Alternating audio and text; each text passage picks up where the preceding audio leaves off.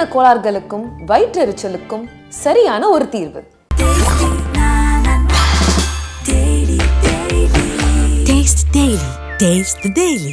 Udhayanidhi Stalin versus Vijay, யார் அரசியல்ல ஜெயிப்பாங்க? இப்போ முதலைக்கு ஒரு பலம் இருக்கு, மீனுக்கு ஒரு பலம் இருக்கு அப்படிங்கிற மாதிரி உதயநிதி அவர்கள் வந்து சினிமா வயசு விஜயை விட புகழ் கம்மியானதா இருக்கலாம். பட் அரசியல் வயசு அப்படின்னு பார்க்கும்போது ஓகே, இப்போ விஜய் அரசியலுக்கு போயிட்டாரு. ஸோ அவருடைய பிளேஸை சினிமாவில் யார் நிரப்புவாங்க? நான் சொல்லிட்டாங்களே ஒரு மெசேஜ் அந்த படத்துலேயே, கோட் படத்துலேயே தான் மெசேஜ் சொன்னாங்க, நிறைய வேலை இருக்க எடுத்து நான் பார்த்துக்கிறேன். இன்னொன்று, அவர் ஒருத்தருடைய இடத்த இன்னொருத்தரால் பிடிக்கவே முடியாது. அது முதல்ல புரிஞ்சுக்கணும்.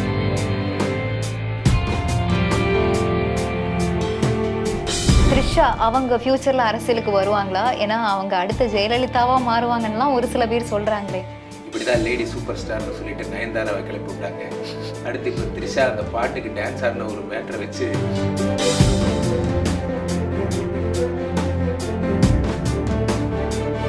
சினிமாவில் நம்ம பார்த்தோம்னா அடுத்தடுத்த டிவோர்ஸ் நடந்துக்கிட்டே இருக்குது. அது ரொம்ப காமன் ஆகிடுச்சு. சினிமாலன்னு மட்டும் இல்லை, பொதுவாகவே ஆகுது.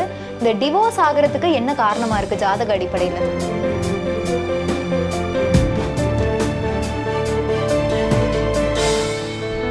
இங்கே இருக்கிற நிறைய பேர் வந்து என்ன சொல்கிறாங்க, 2024 வந்து பூமியை அழிஞ்சிரும், சென்னை, அது முக்கியமாக சென்னை வந்து அழிஞ்சு போயிடும், எல்லாம் உள்ளே போயிடும் எல்லாம் சொல்கிறாங்க.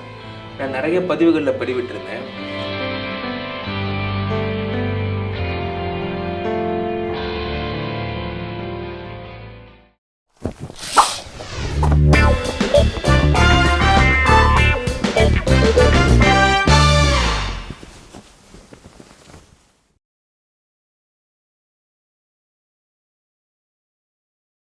வணக்கம் சார், எப்படி இருக்கு? வணக்கம், நல்லா இருக்கேன். உதயநிதி ஸ்டாலின் வர்சஸ் விஜய், யார் அரசியல்ல ஜெயிப்பாங்க? அரசியல் அப்படின்னு பார்க்கும்பொழுது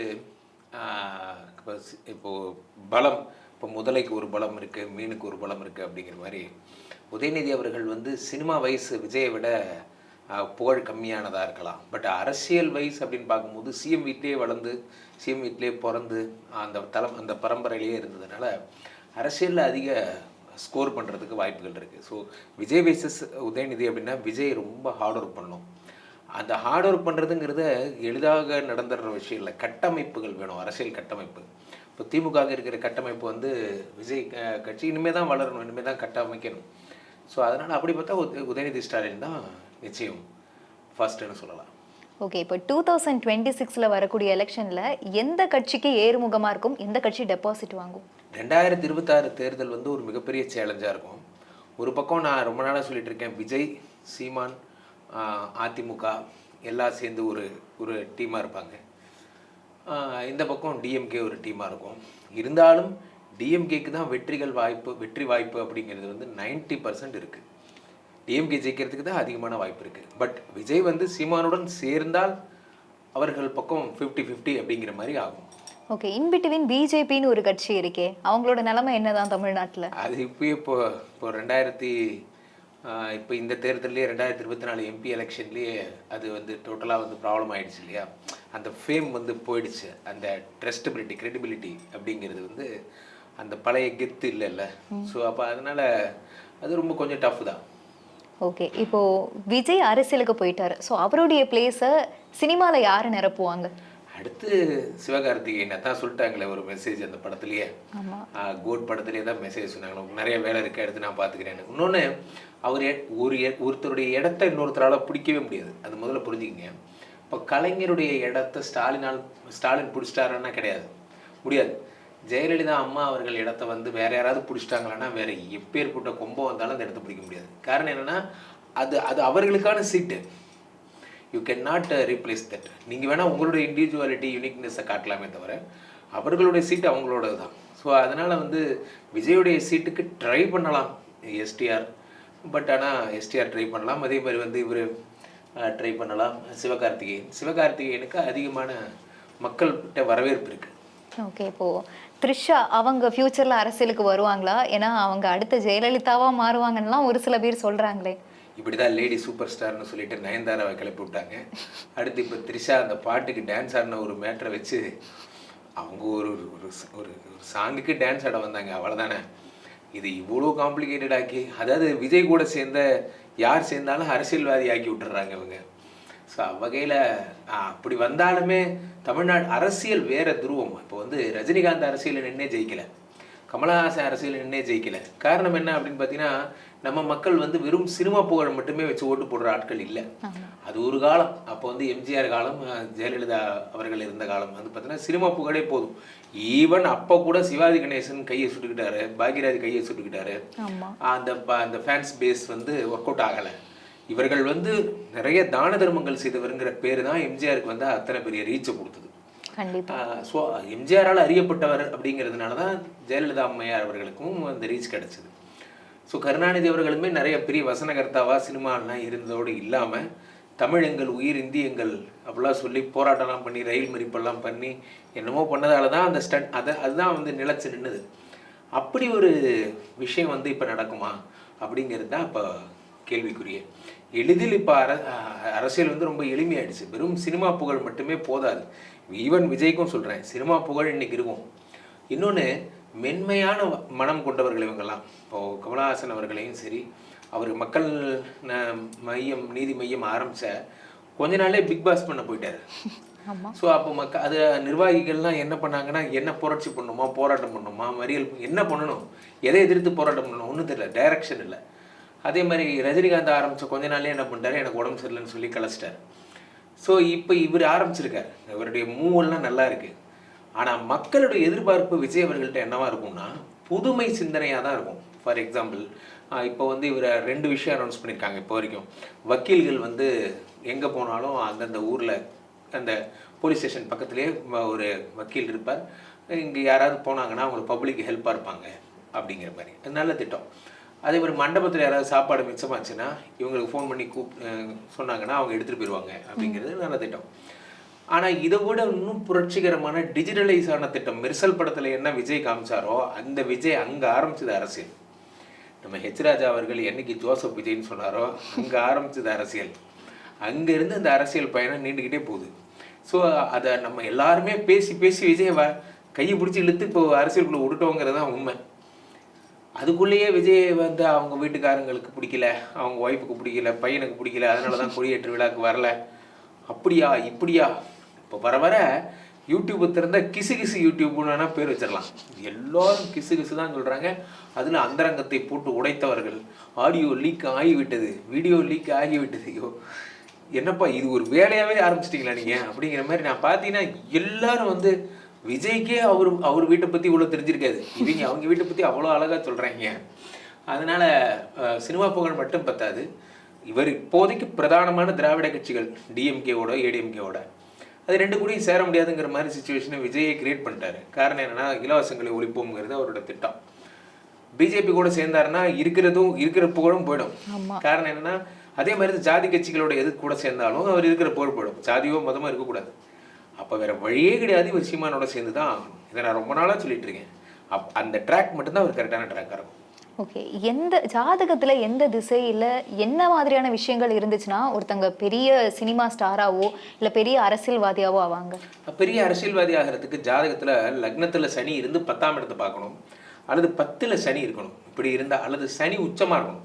சனி உச்சமாக இருந்தால் டிஃபால்ட்டாக பிரபலம் ஆகிடுவாங்க. இப்போ ஸ்டாலின் அவர்கள் ஜாதகம் நான் பார்த்துருக்கேன், எடப்பாடி பழனிசாமி சார் ஜாதகம் பார்த்துருக்கேன். அவங்க எல்லார் ஜாதகத்துலையும் சனி பார்த்தீங்கன்னா உச்சமாக இருப்பாங்க, 10ஆம் இடத்துல இருப்பாங்க. சனி பலம் இல்லாமல் ஒன்றும் பண்ண முடியாது.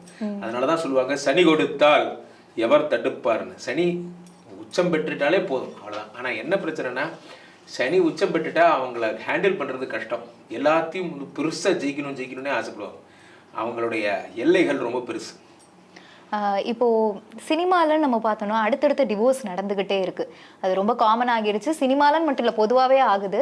இந்த டிவோர்ஸ் ஆகிறதுக்கு என்ன காரணமா இருக்கு ஜாதக அடிப்படையில்? ஜாதக அடிப்படையில் ராகு பீரியட் வரும்பொழுதெல்லாம் எல்லாருக்கும் டிவோர்ஸ் ஆகும். யாருக்கெல்லாம் ராகு திசை ராகு புக்தி வருதோ, லக்னத்தில் சூரியன் அமர்ந்து 7ஐ பார்க்கிறாரோ, 7ஆம் இடத்தில் சூரியன் இருக்கிறாரோ, 7 கூடிய நீச்சமாக இருக்கிறாரோ, அல்லது அவர்களோடு ராகுக்கு எது சம்பந்தம் இருந்தாலோ அவர்கள் நிச்சயம் டைவர்ஸ் போன்றவற்றை மேற்கொள்வார்கள்.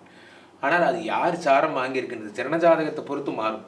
பொதுவாக 4 லக்னங்கள் சொல்லலாம். மீன லக்னம், மிதுன லக்னம், கன்னி லக்னம், தனுசு லக்னம் போன்ற இந்த 4 லக்னங்களை சேர்ந்தவர்களும் டிஃபால்ட்டாக இவர்களுக்கு டைவர்ஸ் வந்து பக்கத்துலேயே உட்காந்துருக்கும், கல்யாணம் பண்ண உடனே டைவர்ஸ் தான் அப்படிங்கிற மாதிரி ஒரு அமைப்பு ஏற்படும். 90% அவங்களுக்குலாம் 99% இப்படி தான். அதில் தப்பி பிழைச்சி வந்தவங்க ரொம்ப கம்மி. இந்த 2024 முடியறதுக்குள்ள ஒரு சுனாமி வந்துடும், இந்தியாவில் ஏதாவது ஒரு பகுதியில் ஏதாவது ஒரு பெரிய பிரச்சனை வந்துடும், அந்த மாதிரிலாம் சொல்கிறாங்களே. இந்த 2024 முடியறதுக்குள்ள இயற்கை சீற்றமாக ஏதாவது பிரச்சனைகள் வருமா? இப்பயும் நான் சொல்கிறேன், இங்கே இருக்கிற நிறைய பேர் வந்து என்ன சொல்கிறாங்க, 2024 வந்து பூமியை அழிஞ்சிரும், சென்னை, அது முக்கியமாக சென்னை வந்து அழிஞ்சு போயிடும், எல்லாம் உள்ளே போயிடும் எல்லாம் சொல்கிறாங்க. நான் நிறைய பதிவுகளில் பதிவிட்டிருந்தேன். அதாவது வந்து இது இப்போ பேசுகிறவங்க எல்லாரும் வயநாட்டில் வந்து நிலச்சரிவு வரும்போது ஏன் சொல்லலை? 1948 நிலச்சரிவு வந்தது, 73 வந்தது, அதே மாதிரி 93, 98 வந்தது, ஹிமாச்சல் பிரதேசத்தில் உத்தரகாண்டில் 2014 வந்தது. இப்படி இந்த நிலச்சரிவு ஒன்றும் நமக்கு புதிதில்லை. ஒவ்வொரு தடவை ஒரு இஷ்யூ வரும்போதும் இந்த தடவை நிலச்சரிவும் அதே மாதிரி வந்தது தான். ஸோ நிலச்சரிவுகள் சொல்லிக் கொடுக்கும் பாடம் என்னென்னா, எனக்கு சரிவுகளில் வீடு கட்டாதீங்க, அது தாங்காது எல்லாம் சொல்கிறாங்க. ஆனாலும் நம்ம வந்து நிறைய சுற்றுலா மையங்களையும் அங்கே வந்து விடுதிகளையும் நம்ம கட்டினது நம்ம தப்பு ஒன்று. ரெண்டாவது என்ன அப்படின்னு பார்த்தீங்கன்னா, இந்த வருடத்தினுடைய பாட்டு என்ன சொல்லுது அப்படின்னு பார்த்தீங்கன்னா, நம்ம சொல்லுவோம் இல்லையா வெண்பா, அந்த மாதிரி குரோதி வருடத்தினுடைய வெண்பா என்ன சொல்லுது?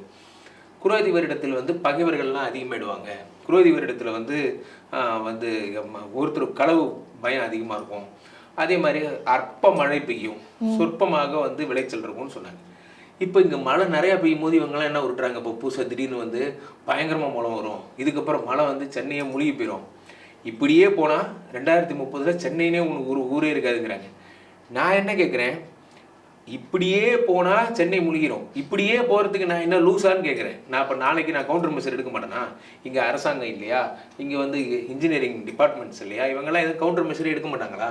இப்படியே மழை வருதுன்னா மழை வருது அப்படின்னு பார்த்துட்டு உட்காந்துட்டே இருப்பாங்களா? So point number 1. Point number 2, சித்தர் சொன்னது தப்பாக போச்சா அப்படின்னா, அகப்பை சித்தர் சொன்னது அற்ப மழை பெய்யும்னா நிறையா மழை பெய்யும், அதில் ஒன்று கூட யூஸ் ஆகாது, அது எல்லாமே கடலில் கலந்துரும், வேஸ்ட்டாக போயிடும் அப்படிங்கிற பொருளில் அவங்க சொல்லியிருக்காங்க. ஸோ இந்த நிலச்சரிவு அப்படிங்கிறது இயற்கை. இப்போ வந்து 2015 பார்த்தீங்கன்னா இது வந்ததுக்கப்புறம் பெருமழை, சென்னை பெருமழை வந்தபோது வரிசையாக எல்லாரும் என்ன சொன்னாங்க அப்படின்னா, இதே போன்ற பெருமழை நிறையா வரும், இதுக்கப்புறம் இப்போ ஆன மீட்டர்ஸ் மாதிரி நிறையா மீட்டர்ஸ் வந்து மழை பெய்யும், தாங்க முடியாத மழை ஒன்று பின்னாடியே வருது எல்லாம் சொன்னாங்க. ஸோ இந்த வாட்ஸ்அப் ஃபேக் மெசேஜஸ் இதெல்லாம். ரெண்டாவது விஷயம் என்னென்னா, தானே புயல் நடந்தபோது கடலூர் யாருக்கும் போய் திரும்பவும் போய் கடலூருக்காரங்களே இன்னொரு தானே வரப்போகுது முழுக போகிறீங்க அப்படின்னு யாரும் பயமுறுத்தலை. போன வருஷம் தூத்துக்குடியில் பெருமழை வந்தது, அப்போ யாராவது தூத்துக்குடிக்கு இந்த தடவை போய் போன வருஷம் மாதிரி இந்த வருஷமும் வந்துடும் அப்படின்னு யாரும் பூச்சாண்டிக்கு அதெல்லாம் சொல்லலை. ஆனால் சென்னையை பார்த்தா மட்டும் இவனுக்கு என்னதான் அப்படி தோணுதுன்னு தெரியல, எப்போ பார்த்தாலும் சென்னை முழுகி போயிடும், சென்னையில் இருக்கிறவங்களாம் கடல் கடியில் போயிடுவான், மண்ணு கடியில் போயிடுவான், இது ஒன்றும் ஆகாதுங்க, சீரியஸாக சொல்கிறேன். இதெல்லாம் வந்து ஒரு பைத்தியகாரத்தனம், இது ஒரு ஹைப் கிரியேஷன், அவ்வளோதான். இது வந்து இயற்கையை கணிக்கிறதுக்கு இங்கே யாராலையும் முடியாது, இயற்கையை கணிக்க விஞ்ஞானிகளாலே முடியல. இயற்கை அவங்களே ஒரே வார்த்தை என்ன சொல்கிறாங்க, அன்எக்ஸ்பெக்டட்னு ஒரு வார்த்தையில் முடிச்சிடுறாங்க. ஈவன் அந்த வயநாட்டில் கூட 100-200 சென்டிமீட்டர் மழை பெய்யும்னு அவங்க கணிச்சிருந்தாங்க விஞ்ஞானிகள். ஆனால் வந்தது 500-600 சென்டிமீட்டர் மழை வந்தது. அன்எக்ஸ்பெக்டட். காரணம் என்ன அப்படின்னா குளோபல் வார்மிங்.